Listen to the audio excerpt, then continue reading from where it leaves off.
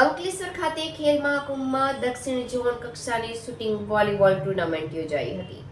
Anandpura sports complex અને sports club Gujarat વર્ષ open કેટેગરીમાં 6 અને 40 વર્ષથી ઉપર વય જૂથમાં 7 ટીમો ભાગ લેશે.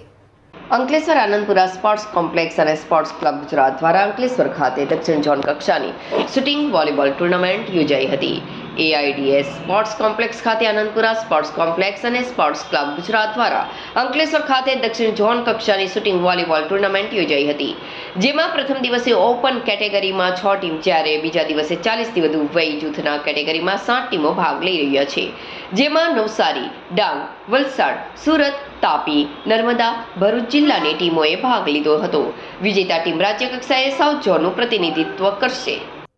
આજ રોજ દક્ષિણ ઝોન કક્ષાની અંકલેશ્વર AIDS સ્પોર્ટ્સ કોમ્પ્લેક્સ ખાતે શૂટિંગ બોલ રમતની સ્પર્ધાનું આયોજન થયું છે, જેમાં ઓપન કેટેગરીની અંદર કુલ 6 ટીમો આવેલ છે અને આવતીકાલે એટલે કે 11-12 તારીખે અબવ 40 કેટેગરીની સ્પર્ધાનું આયોજન કરવામાં આવેલું છે, જેમાં લગભગ 7 ટીમોની આવવાની છે.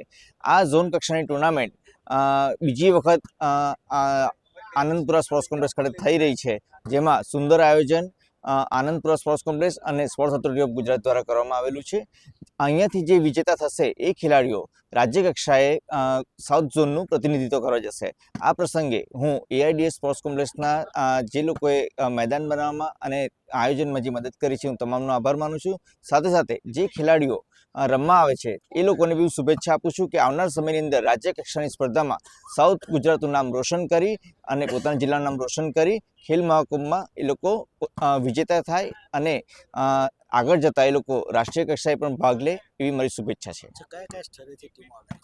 આ ટીમો ડાંગ, વલસાડ, નવસારી, સુરત, રાજપીપળા અને તાપી જિલ્લામાંથી આવેલ છે.